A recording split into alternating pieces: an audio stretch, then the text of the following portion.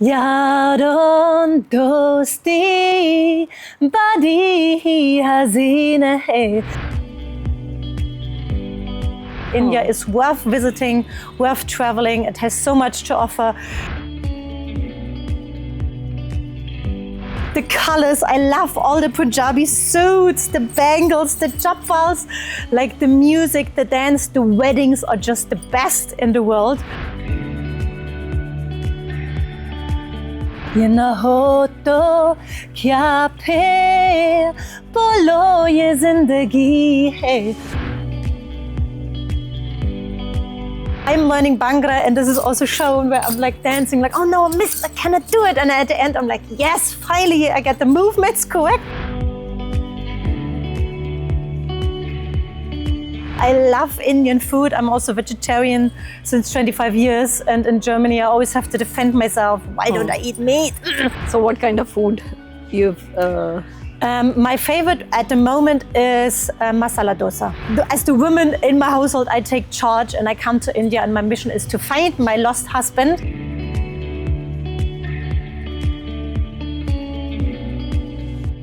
Sometimes inspiration doesn't come from where you're born. It comes from where your heart belongs. Welcome to Women Who Inspire on The Real Room with Prabdeep. आज की मेरी guest Germany से हैं, but her heart beats for India. She's a German woman who didn't just visit India. She embraced its culture, its energy, and its spirituality, and even its Bhangra beats. She's the founder of SUP Yoga Academy, a global pioneer of SUP Yoga, a woman who balances effortlessly on water. But that's not all. She has worked in Punjabi cinema. She carries a deep love for Punjab, and beyond fame and fitness, she believes in humanity. Through her charity efforts, she donates footwear to underprivileged children. Because of her, empowerment starts from the ground up.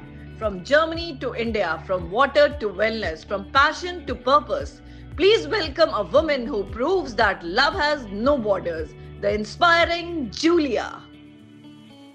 Julia, welcome to my series, Women Who Inspire on The Real Room with Prabdeep. Namaskar. Thanks for having me.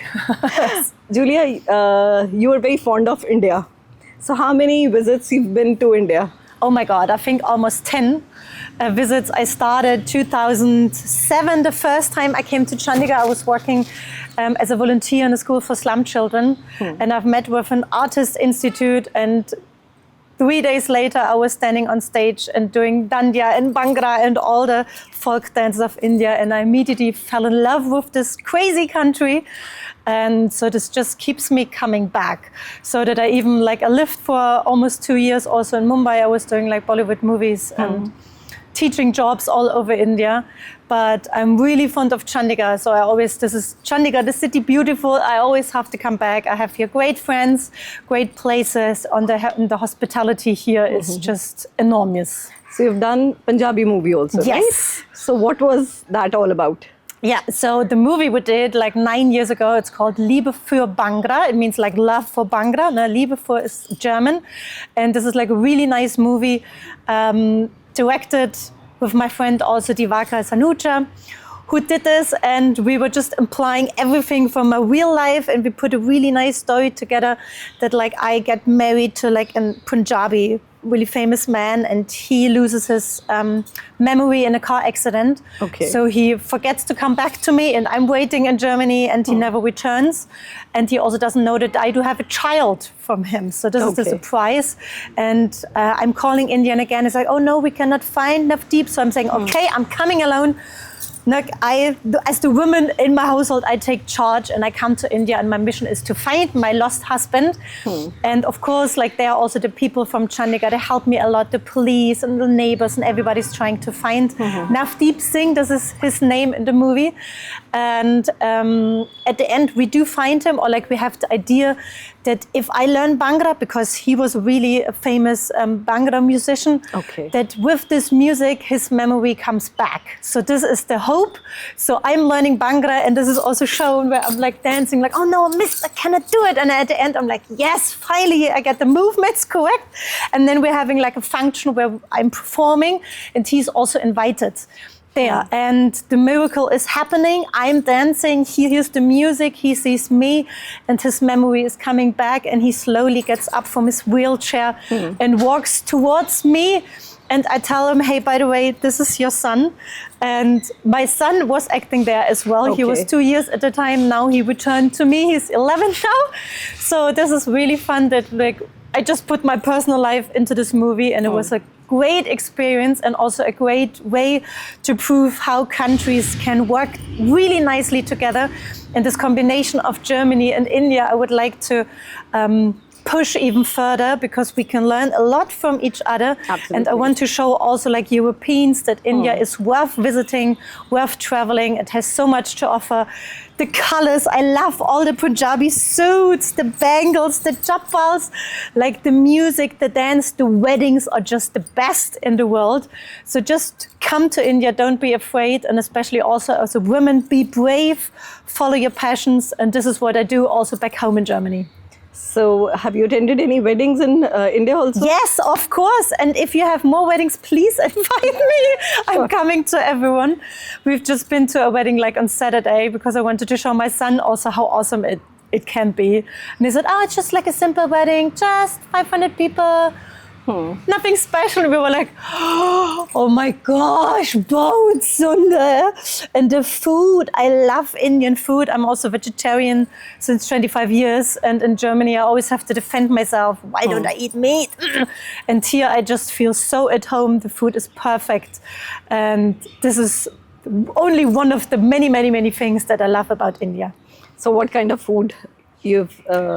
My favorite at the moment is masala dosa. Masala dosa. Yeah. Masala dosa is your favorite food. Yes. South Indian. Yes. So what all cities you have lived in? Now, mainly in Mumbai. When I was there, then I also had some different jobs for the Cricket World Cup in Chennai, and then I moved to Kolkata to work as a singer actually in a 5-star hotel. But I only had to sing in the evening, so I thought, what am I going to do with myself the whole day? So what kind of music you were singing there? Just a pop song, Hindi? Western. No, Western songs. Okay. So, yeah. So you know any Hindi song also? I know only one song. Which? Yaron. Can you sing for us? Acha. Okay. Yaron dosti badi hi hazin hai, ye na ho to kya phir bolo ye zindagi hai, koi to ho razda begarast era ho pyar, begarast era ho pyar. Great. So you can speak a good song. Thoda Hindi aati hai. I want to learn more. I forgot a lot because I'm also at home. I'm speaking many other different languages. So you've learned Bhangra also? Yes. From where? From here, from Chandigarh. Chandigarh. Yes, I saw it and I fell in love. And especially one thing which really attracts me, that all the men can dance. In Europe, find one man out of a million who's able to hear the rhythm. It's impossible. And here all the men are like, dang, dang, dang, dang, dang. All men dance on Bhangra. And here it's normal. And in Germany, you don't find any men. They're just we are calling it they're dancing like they swallowed a broom. This is our expression. Why? I don't know. That's just the way men move in Europe or in America. All men in Europe. Maybe 1 or 2 exceptions, but the rest is all totally stiff. And I was so fascinated that here all the men, they feel their body, they feel the rhythm. And yeah. You love that. Yes, of course. And it's the best folk dance of whole India, Bhangra. It's so much fun and just jumping and the music, and you just cannot sit still. You have your own academy in Germany also. What Yes. kind of academy you have? I started my own SUP Yoga academy. Means I'm doing yoga on a stand-up paddleboard. Okay. Means on the water. You can do this anywhere, in a lake, on a river, also inside in a pool. And this for me is it's called Voga, because water and yoga, this Water word and puts yoga. together. And I really, really like this combination because, of course, right now, yoga is really famous all over the world. So we also have a lot of good yoga instructors already in Europe, but I thought I want to do something special. So I started my own SUP Yoga Academy. And this is like unique. I'm like Germany's SUP Yoga pioneer in this. Okay. And we also have like a whole concept made for which asanas are working on the water, because you always work with your balance. So the easiest ones now with 4 points, then you have the best balance. And then like the braver you get during the course, you get more like, whoa, and then you stand up, and like Tadasana is like almost the most difficult ones because you have water below you. And this, of course, it's really, really effective for the core muscles. So like it's way more effective than like any Pilates class or so, because you're really strengthening the core muscles. Okay. And you don't have to focus on it. You're just like trying to don't fall into the water. And it's just so awesome because you're surrounded by all of the elements. Now you have the water, you have the sky, you have the air, the sun. And especially after COVID, like where we all had to go inside and stuck, I think everybody feels we have to be more in contact with the nature. And this gives me the opportunity to do something unique. And of course, this is like a business for ladies. We have like 99.9% only female. And I want to encourage them, and I want to motivate them to follow their passion, to start their own business. And because like ladies lead different, I think this is like also a thing. We have a total different way of doing business and of connecting. But especially, I think one of our strengths is to connect with the heart. And this is what also part of yoga is. It's part of yoga. To connect with souls. And then it doesn't matter what country, what language, what body size, what skin color. And to combine this with all the ancient yoga philosophy, which I have learned here, and with the water sport, which is like really active, which is fun in the summer. Everybody wants to go out and play, and everybody, like right now in Europe, we have like our own paddleboard at home. And to combine this is like really, really pretty. And I love doing this. Actually, the origin of yoga is India. Yeah. So where did you learn yoga from? No, I learned, like I did yoga when I was little in Germany, but just like some classes. I never took it seriously. I just, and then when I was in Kolkata and I had so much time, I just said, oh, what am I going to do? It's so boring here. I only had to work at night in the evening. So I said, oh, come on, let's just do a yoga trainer course. But as destiny, as it should be, at this time, it was, I think, 2011, I had no clue that yoga would change my life so much, that India would change my life so much, that it would become my main job and my main passion. But as I said, like destiny has its ways to come through. And this was definitely there, like the starting point. And also like yoga, it's like, I think, it's not like, okay, now I know yoga and baskaro. It's always learning more, improving. And this is also, then you have SUP yoga, then you have aerial yoga. There's so many different kinds. Just find the style you like and find the teacher you have a heart connection to. I think this is You really are the first German woman to start the SUP yoga, right? Yeah. So who gave you that motivation to start SUP yoga? I was working at this time in Italy. And I had my day off, and I wanted to go on the water, like surfing, but there were no waves and no wind. So we're like, what am I going to do? So I had this paddleboard already below me, and I was like, ooh, we can do some yoga asana. Just like try to do like a downward facing dog and some stuff. And I was like, whoa, this is really fun. So I just started to like do some more just for myself. It was my day off and stuff. And the minute I came back to the beach, a lot of people were approaching me and was like, hey, Julia, what is this? When are you going to do this again? Can I do this with you? And at the beginning, I was like, come on, get lost. It's my day off. Leave me alone. But then I was like, wow, this is actually a nice combination. So why don't I turn this into like a full program? So we developed this like in Italy for like a couple of years. We tried all the asanas, and when they were all falling in, then we said, nope, this asana we don't take. And now we have like a beautiful concept, which we also train in the whole European area. So what kind of asanas you're dealing into it? On the water? On the water. Now you start like downward facing dog. You can do like cat and cow is like still really simple. And then like the less points are connected to the board, the more difficult it gets. Okay. So like at the end I have like 3 just tried asanas. And then of course like the tree is one of them. It's awesome when you have, and it's like, and they're almost falling in. But this is also really important. It should not be too stressful. Like I think in India, I think all over the world, life right now is so stressful. We have so much pressure all the time with family, with job, all the women. Now we have to take care of the kids. We have to take care of the household. We do have to earn some money. We have to go to job. And there you need like, I don't know, a balance or like to say a stop sign, like, and this you can do, and there you have to also have fun. Don't take it too serious and like, no, who am I telling this? In Germany, we think yoga, oh, I'm only a good yoga if I can put my foot behind your head. This is not the aim, this is not the point. Just get in contact with your body, get in contact with the group you're training with, and get in contact with the elements. And so like we were also laughing a lot on the water. And then of course, like up the tree, maybe one falls in, and then it's also like really funny. And there we just have like a really nice water heart body connection, which I can spread. So men are also connecting nowadays? Of course, like we also have like special program. It's like called workouts, like a little bit more fitness, so they're not too scared of the yoga part. But they're still they have a fear of water. I always take men with me, of course, as well.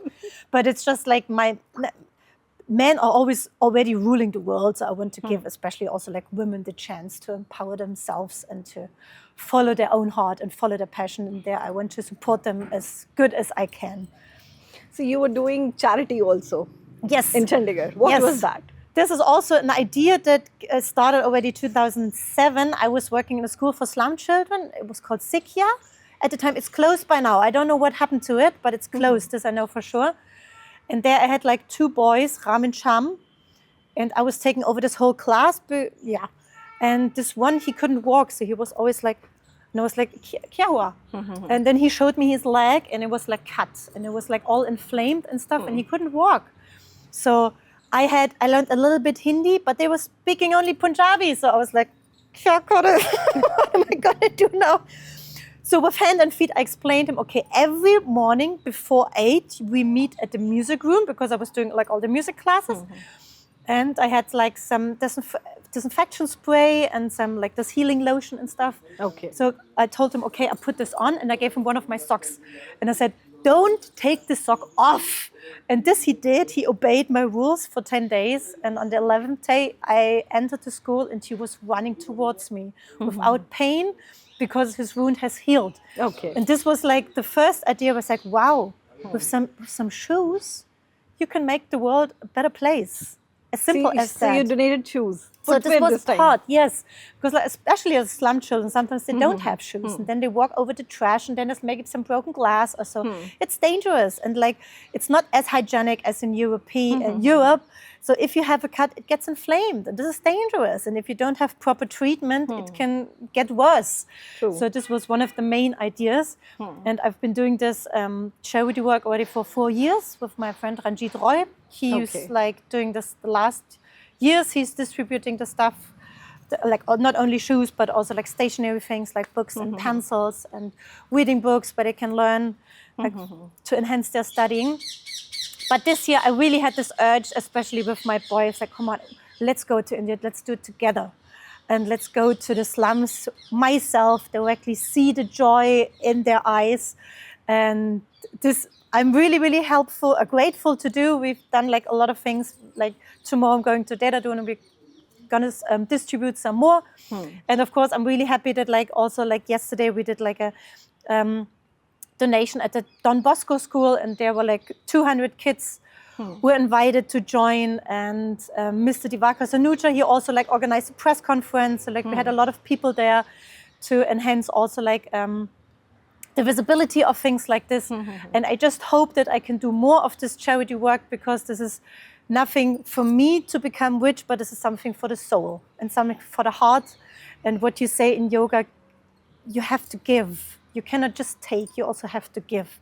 And this is definitely one thing that really touches my heart, to see those kids happy and laughing and dancing with me and taking pictures with me, because they're really excited, of course, to see like a fair skin. Which, by the way, we don't like fair skin. This is ugly. I really like the dark brown skin. So you normally go to the beach and Yes, get we it go tanned. to the beach. We want to get tanned. We spend so much money on getting tanned. And here everybody's using bleaching and stuff. But it's always like whatever you don't have, you want. This is, I think, true. also true in all over the world. true. But I like this, also like the Indian ladies, they're so beautiful with the long black hair and stuff. So just like a awesome country, really fascinating and colorful. And I promised myself when I moved back to Germany, I arrived on a Sunday morning in February, everybody was wearing a black winter jacket.